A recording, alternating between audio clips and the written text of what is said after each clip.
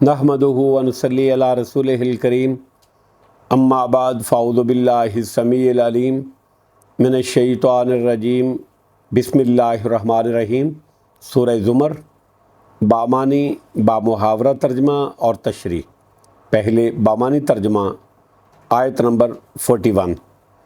انا انزلنا، بے شک ہم نے نازل کی، علیک الکتاب، آپ پر کتاب، للناس لوگوں کے لیے، بالحق کے حق کے ساتھ، فمن اہتدی پھر جس نے ہدایت پائی، فلنفسہ ہی تو اپنے ہی لیے، ومن ضل اور جو گمراہ ہوا، فانما تو بس، یضل وہ گمراہ ہوتا ہے، علیہا اپنے ہی نقصان کو، وما اور نہیں ہیں، انت آپ، علیہم ان پر، بے وکیل کوئی ذمہ دار۔ آیت نمبر 42۔ اللہ اللہ ہی، یتوفی الانفس قبض کرتا ہے جانوں کو، فوت کرتا ہے جانوں کو، حین موتہا ان کی موت کے وقت، واللتی اور ان جانوں کو بھی جو لم تمت نہیں مرے، فی منامہا ان کی نیند کے وقت میں، فیمسک التی پھر وہ روک لیتا ہے اس روح کو، قضا اس نے فیصلہ کر دیا، علیہا اس پر، علیہ الموت اس پر موت کا، ویرسل الاخری اور وہ بھیج دیتا ہے دوسری یعنی سونے والی جان کو، الی اجل مسمی ایک وقت مقررہ موت تک، انا بلا شبہ، فی ذالک اس میں، لآیۃ البتہ نشانیاں ہیں، لقومی اس قوم کے لیے، یتفکرون جو غور و فکر کرتی ہیں۔ آیت نمبر 43۔ ام اتخذوا کیا انہوں نے بنائے ہیں، من دون اللہ اللہ کے سوا، شفاء سفارشی، قل آپ فرما دیجئے، اولو کانوا کیا اگرچہ وہ ہوں، لا یملکون نہ اختیار رکھتے، شیئم کسی چیز کا، ولا یعقلون اور نہ وہ عقل رکھتے ہوں۔ آیت نمبر 44۔ قل اللہ آپ فرما دیجیے اللہ ہی کے لیے ہے، قل اللہ الشفاعۃ آپ فرما دیجیے اللہ ہی کے لیے ہے سفارش، جمیعہ سب کی سب، لہو اسی کے لیے ہے، ملک السماوات بادشاہی آسمانوں کی، والارض اور زمین کی، ثم پھر الیہ اسی کی طرف، ترجعون تم لوٹائے جاؤ گے۔ اب بامحاورہ ترجمہ اور اس کی تشریح۔ آیت نمبر 41۔ انا انزلنا علیک الکتاب للناس بالحق، بلا شبہ اللہ فرماتے ہیں بے شک ہم نے لوگوں کے لیے آپ پر یہ کتاب حق کے ساتھ نازل کی، فمن اہتدی فلنفسہ پھر جس نے ہدایت پائی تو اپنے ہی بھلے کے لیے، اپنے ہی نفس کے لیے، ومن ضل فانما یضل علیہا اور جو گمراہ ہوا تو بس اسی کا گمراہی کا وبال اسی پر ہوگا، وما انت علیہم بوکیل اور اے نبی اکرم صلی اللہ علیہ وسلم آپ ان کے ذمہ دار نہیں ہیں۔ نبی اکرم صلی اللہ تعالی وسلم کو اہل مکہ کا کفر پر اصرار بڑا گراں گزرتا تھا۔ اس میں آپ کو تسلی دی گئی ہے کہ آپ کا کام صرف اس کتاب کو بیان کرنا ہے، اللہ کے احکامات کو بیان کرنا ہے جو ہم نے آپ پر نازل کی ہے، ان کی ہدایت کے لیے آپ مکلف نہیں ہیں۔ اگر وہ اپنا رستہ، ہدایت کا رستہ اپنا لیں گے تو اس میں انہی کا فائدہ ہوگا، اور اگر ایسا نہیں کریں گے، ہدایت نہیں اپنائیں گے، شرک سے باز نہیں آئیں گے، اللہ کی توحید کو نہیں مانیں گے تو خود نقصان وہ اٹھائیں گے۔ وکیل کے معنی مکلف اور ذمہ دار کے ہیں، یعنی آپ ان کی ہدایت کے ذمہ دار نہیں ہیں۔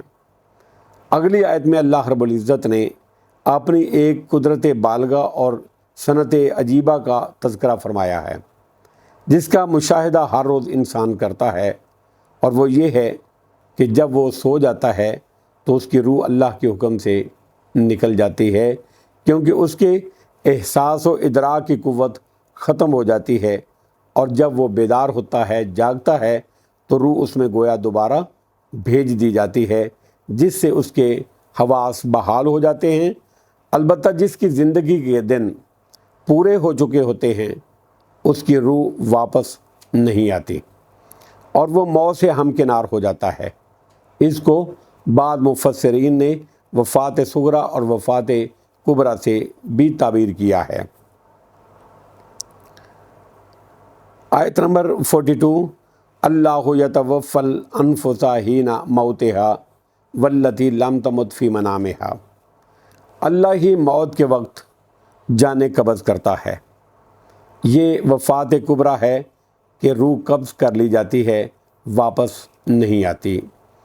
اللہ ہی موت کے وقت جانیں قبض کرتا ہے، واللتی لم تمت فی منامہا، اور جس کی موت نہیں آئی ہوتی اس کی نیند میں قبض کرتا ہے، یعنی جن کی موت کا وقت ابھی نہیں آیا تو سونے کے وقت ان کی روح بھی قبض کر کے ان کو وفات صغریٰ سے دوچار کر دیا جاتا ہے۔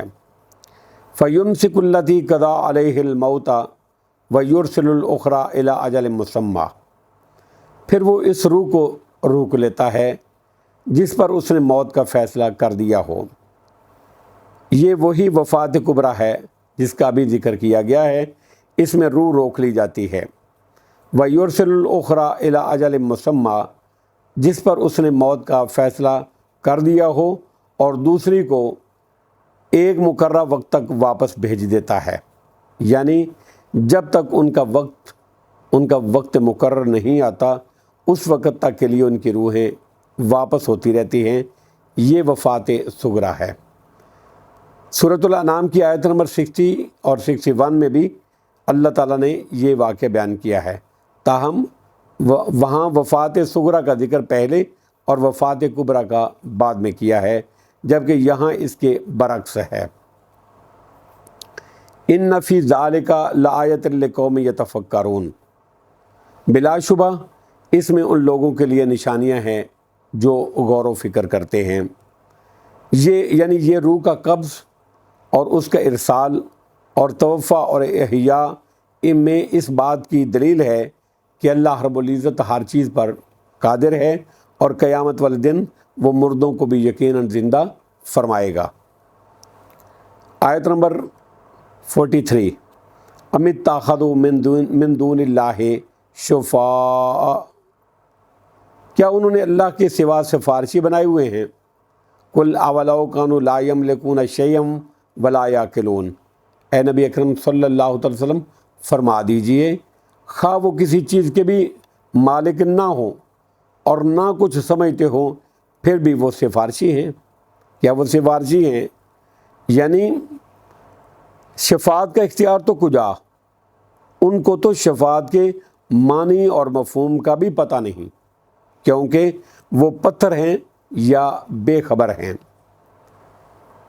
قل اولو کانوا لا یملکون شیئا ولا یعقلون، اے نبی اکرم صلی اللہ علیہ وسلم فرما دیجئے، خواہ وہ کسی چیز کے بھی مالک نہ ہوں اور نہ کچھ سمجھتے ہوں، پھر بھی وہ سفارشی ہیں۔